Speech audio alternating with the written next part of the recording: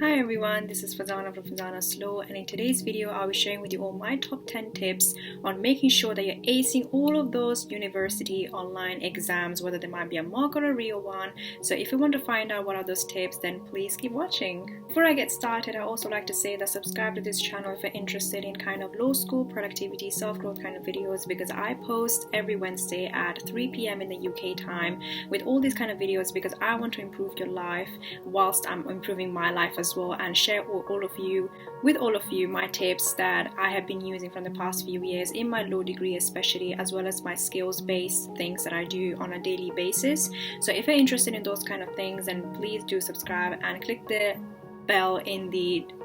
next to the subscribe button, and you will be notified about my videos no matter what. And especially look out for tip number 7 of this video because that's a really important one, so I just wanted to get it out of the way. The first tip that I have for all of you who might be going through this university online season and whatever, the first thing for you to do is definitely look at through your assessment criteria and what kind of exam you're going to have. Is it going to be multiple choice question, essay question? Is it going to be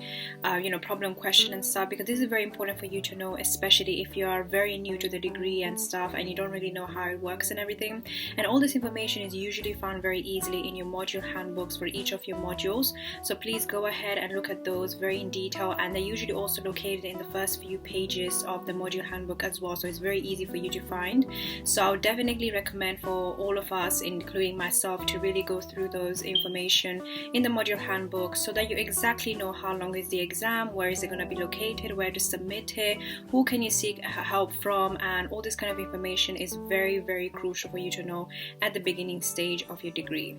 My second tip on how to ace your online exams and university exams in general, whether they might be a mock or a real one, is to definitely go through past papers and fulfill and complete all of the tutorial questions or workshops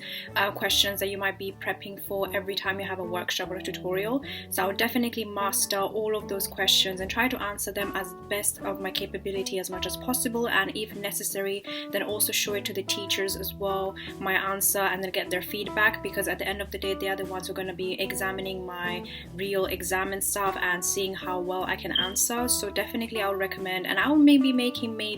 a very much more detailed video on how to use past papers to get a first class in your LLB or any other degree that you might be doing. I think that is really important, and that video should be up maybe in 2-3 weeks time, so definitely look out for that and subscribe to this channel if you want to be notified first. But in general, take practice questions and your tutorial questions and workshop questions very, very seriously and master all of those.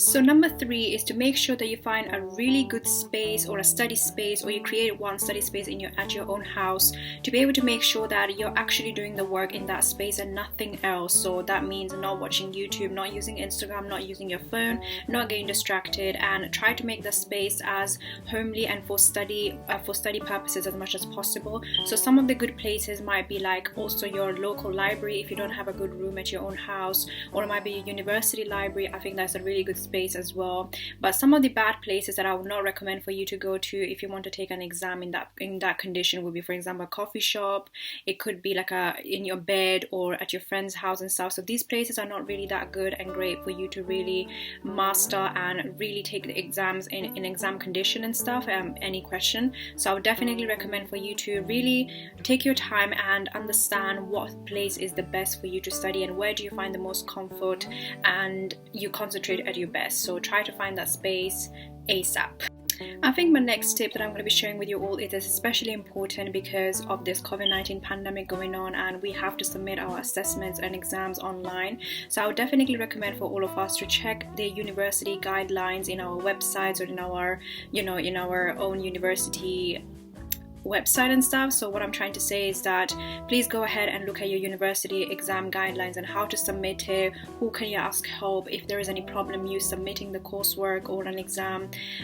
Try to make sure that you can find all the information well before the actual submission day or your exam day, because then you know exactly that if any unconventional situations or if anything arises, a problem, a technical problem or anything, who can you ask help for, and try to write the details down of those people. It might be your librarian, it might be your module leader, it might be your own tutor as well. So I would definitely recommend for you to look through and read through that information, very, very important information, because that can really save your grade if, God forbid, if anything happens when you're submitting your exam or your assessment or your coursework. So yeah, that would be my tip.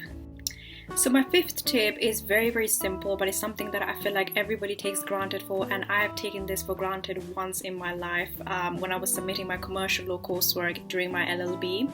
and that is to basically leave as much as time as possible before submitting the exam or any kind of assessment online. So if your deadline is, for example, on the Monday at 1 p.m, please submit it at least by 12 p.m. or at least 11:30 a.m, because in that way you're leaving a good amount of gap in between your deadline time and your actual submission time when you want to submit and stuff. And I would highly recommend at least submitting it 2 hours before,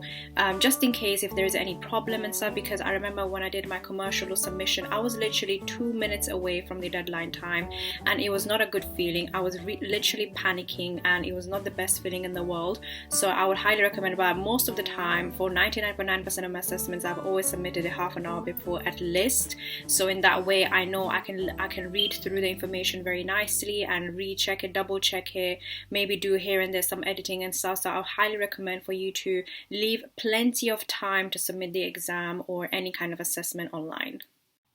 So my sixth tip is something that I know some students can take it for granted, but definitely please consider the fact that all of your exams that you're going to be going through online or offline are all closed book exams. And even if you're allowed to take notes or take a book with you and stuff, do not overly rely on those resources, because that's a trap, I feel like, because the teachers know that if you overly rely on your books and your notes and stuff when you're actually answering the questions in the exam, it can be very time pressurizing for yourself, because you might be flicking through the pages and you don't know what to write and stuff, and that's wasting your time, your valuable time. But obviously in online exam, this means that the questions are likely to be much harder than they are when they're in the exam hall, for example, if you're taking them on the exam hall. So I'll highly recommend for you to think that all of your exams are closed book exams, so you're not overly relying on your notes, and that will become your second nature, because that has so many advantages. First of all, you will finish the exam in a timely manner. Second of all, you will not be overly relying and stressing over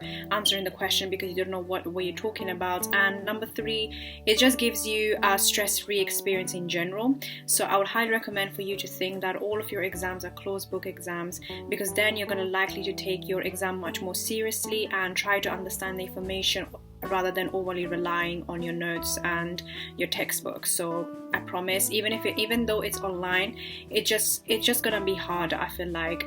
more than if it was in the exam hall. So yeah. So my next tip is a very good one, and I would highly recommend everyone to follow this as well, and that is to basically take your mock exams as seriously as possible, as though they're the real one. But obviously this does not apply to those people who are unprepared or who started very late and they're very late and falling behind in the subjects or modules, and those people who generally did not prepare at all ever in any kind of tutorial questions or workshop questions and stuff. So for those kind of people, it is forgivable in a way, but for those people who have been preparing for all the lessons, who know what they're talking about, who understand all the information, I don't understand why you wouldn't want to take this opportunity to take your mock very seriously and try to get the feedback from the teacher, especially before the real exam, because you're gonna need that, because all of the feedback that the teachers give you are usually very detailed, and they tell you exactly where you're going right, where you're going wrong, and how you can improve it. And that information is golden, especially in law school, if you want to get a first class and 70 plus and above, because then you are following the footsteps of what the teacher wants you to do to make sure that you get that grade as high as possible. So I would highly recommend for you to submit anything, even if you have not prepared or whatever, you have never revised the topic, just submit something, because then the teacher is going to give you the feedback anyway regardless, and you'll know exactly where to go from where. The next tip is to make sure that you take this mock exam season as seriously as possible, and this goes back to the previous one, but take in general this whole season as a way or a reminder for you to really get started on studying if you have not done so already. So that means going through your lecture notes, working out all of your workshop questions and tutorial questions, consolidating your knowledge, and try to understand the content as much as possible, because as the exam season, the real exam season is approaching, you want to make sure that you understand everything everything, and if you don't, then you're talking to your teacher as quickly as possible about it and try to get it figured out and solved as much as possible and as quickly as possible as well. So in that way you're going to be prepared, and in the times when the teacher might not be available, for example during the Christmas holidays and stuff, the teachers, most of them go on holiday and stuff, you won't be able to catch them or find them. So this is the opportunity for you to really take this mock exam season as seriously as possible and get started on studying ASAP. My 9th tip of this video is to make sure that you anticipate that the worst can happen on the day that you're going to be submitting. And this goes back to the previous points, but this is basically especially anticipating that the worst can happen. For example, your exam sheet or your exam answers or whatever, they might be deleted from the computer automatically for some reason because you click something random on your laptop, or because of storage, some of the documents get deleted and they were very important for your exam, for part of your exam and stuff. So to avoid those kind of situations, I would highly recommend for you to list down some of those potential problems that can happen on the exam day and write down the solutions to them. For example, for me, if I know that my computer doesn't have enough space for me to save any kind of documents because there's too many pictures maybe or too many images, my personal images and stuff, then what I would do is basically make sure that I'm transferring all of those images and pictures in a USB cable, so I can store all the information over there, and there's a lot of space for me to really save any kind of LPC, LLM type of information and documents in my laptop, so that I do not risk deleting them automatically or somehow they getting deleted automatically. So and you want to avoid this kind of situation as much as possible, so I would highly recommend this tip if you're going to do this. And the last tip of this video is a very important one, especially if you're somebody who does not want to really revise the whole module and all of the topics and subtopics, and you want to know exactly or know some kind of prediction of what might be coming in the exam. I would highly recommend for you to first of all basically attend all of the lectures and tutorials, so then you will know exactly, and you will be able to know exactly what the teacher basically spends time explaining about. So if you see that a teacher is spending like, let's say 10-15 minutes on just talking about one topic, that means that either that topic is very important, or number two, that topic is definitely gonna come in the exam, which is why they're emphasizing it so much. The second way for you to know what kind of topic actually might come up in the exam is to definitely make appointments with your teachers and talk to them about some of the topics that you might be struggling with, and some kind of hint here and there you can ask, like, is this coming up? But this will not be effective obviously if they don't even know you exist during the workshop tutorials or when you're in the lecture and stuff. So you have to be very much participating when you're actually attending all those lectures and tutorials, so then they will remember you, they'll remember your face, your name, so then they will be feeling more comfortable telling you that what is coming up and what is not coming up, and in that way you'll basically know what to study and what not to study for the exam. And I think that's a golden tip that I've learned over the past 3 years whilst doing my LLB. And this brings me to the end of this video. I hope you really enjoyed it. And what are some of your tips on what would you recommend for all of us and this community to do if we had to revise for a specific type of online assessment or exam or university exam and stuff? So what is your number one tip, and what do you do before any kind of submission that you have to do online? Please comment down below and I will definitely reply to it, because I'm always looking forward to answering all of your tips and questions and stuff. So I'll be very interested to find out. And also follow me at my Instagram at Fazana T Mohammed, where I post all kind of law school, productivity, self-growth kind of pictures, posts, tips and tricks, as well as my personal stuff as well sometimes, for example travel, photography and all those kind of things, because I'm all about that life.